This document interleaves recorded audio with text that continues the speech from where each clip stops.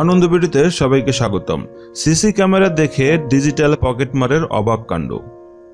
জীবনে অনেক পকেটমার দেখেছেন, তারা হয়তো চুপ করে পকেট থেকে টাকা পয়সা নিয়ে উধাও হয়ে যায়। এছাড়াও বিভিন্ন উপায়ে পকেট কাটেন পকেটমাররা। পকেট কাটতে গিয়ে অনেকে আবার ধরা পড়ে গণধোলাই খেয়ে হাসপাতালে ভর্তি হয়।